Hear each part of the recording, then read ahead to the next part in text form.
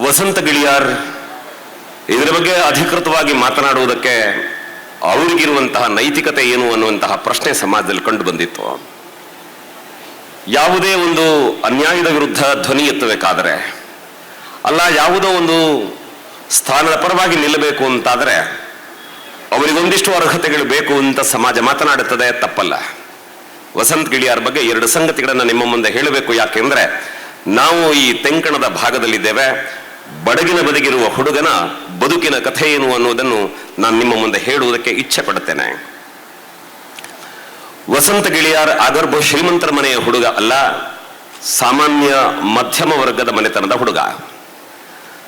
ಅವ್ರ ಬಗ್ಗೆ ಈಗಾಗಲೇ ಈ ಮಾಧ್ಯಮದಲ್ಲಿ ನೋಡಿದ ಹಾಗೆ ಹೋಟೆಲಲ್ಲಿ ಕೆಲಸ ಮಾಡದ ಅಂತ ವ್ಯಂಗ್ಯ ಆಡದವರಿದ್ದಾರೆ.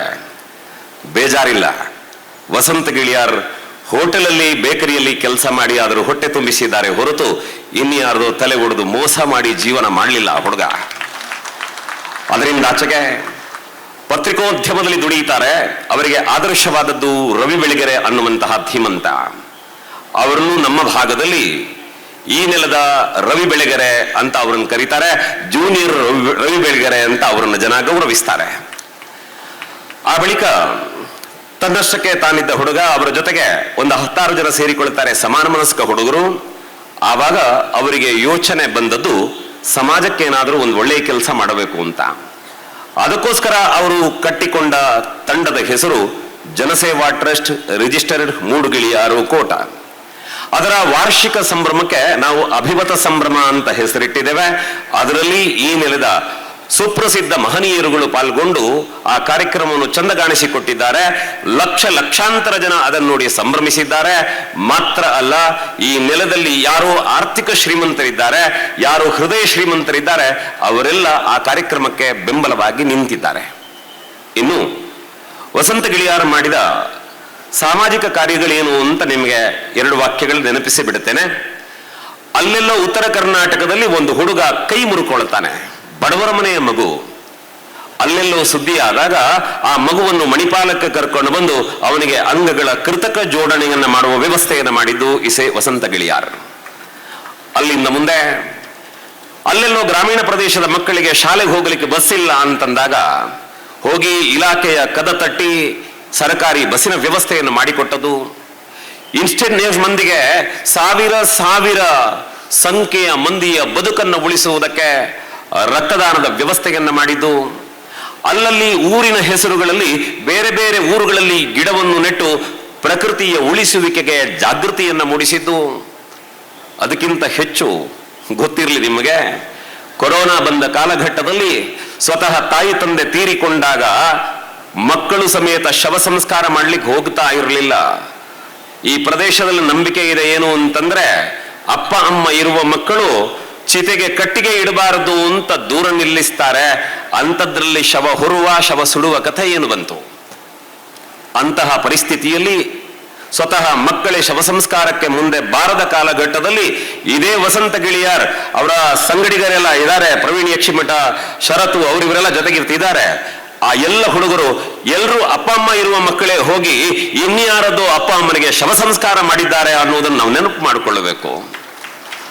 ಅದರಿಂದ ಆಚೆಗೆ ಈ ಸಮಾಜದಲ್ಲಿ ಎಳ್ಳೆಯ ಕಲಾವಿದರು ವೇದಿಕೆಯನ್ನು ಹತ್ತಿ ಬಂದಾಗ ಆ ಮಕ್ಕಳು ಸಾಂಸ್ಕೃತಿಕ ಕಾರ್ಯಕ್ರಮ ನಡೆಸಿ ಕೆಳಗಿಳಿಯಬೇಕಿದ್ರೆ, ಮಗ ತುಂಬಾ ಚೆನ್ನಾಗಿ ಮಾಡಿದೀಯಾ ಅಂತ ಆ ಮಕ್ಕಳ ಕೈ ಕುಲುಕಿ ಬೆನ್ನು ತಟ್ಟಿ ಆ ಮಕ್ಕಳಿಗೆ ಪ್ರೋತ್ಸಾಹ ಕೊಟ್ಟದ್ದು.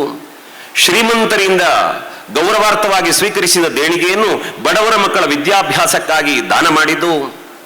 ಇಷ್ಟೆಲ್ಲ ಮಾಡಿದ ವಸಂತ ಗಿಳಿಯಾರ್ ಹತ್ರ ಏನು ಆಸ್ತಿ ಇದೆ ಅಂತ ಕೇಳಿದ್ರೆ ಅವರು ಹೇಳ್ತಾರೆ, ಸಂಪರ್ಕವೇ ನನ್ನ ಆಸ್ತಿ, ನಿಮ್ಮಂತಹ ಸಜ್ಜನರ ಪ್ರೀತಿ ವಿಶ್ವಾಸವೇ ನನ್ನ ಆಸ್ತಿ ಅಂತ ಹೇಳ್ತಾ ತನಗಾಗಿ ಏನನ್ನೂ ಮಾಡಿಕೊಳ್ಳದೆ ಸರ್ವಸ್ವವನ್ನು ಸಮಾಜಕ್ಕಾಗಿ ವಿನಿಯೋಗ ಮಾಡಿದಂತಹ ಹುಡುಗ ವಸಂತ ಗಿಳಿಯಾರ್.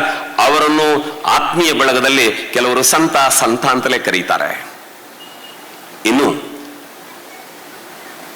ಅವರಿಷ್ಟೆಲ್ಲ ಓಡಾಡಬೇಕಿದ್ರೆ ಜೀವನಕ್ಕೆ ದಾರಿ ಏನು ಅಂತಂದ್ರೆ, ಇದೇ ಕುಂಬಾಶಿಯ ಆನೆಗುಡ್ಡೆ ಗಣಪತಿ ದೇವರ ಸನ್ನಿಧಾನದಲ್ಲಿ ಸ್ವರ್ಣರೇಖಾ ಇಂಟೀರಿಯರ್ಸ್ ಅನ್ನುವಂಥ ಒಂದು ಸಂಸ್ಥೆಯನ್ನು ಕಟ್ಟಿದ್ದಾರೆ.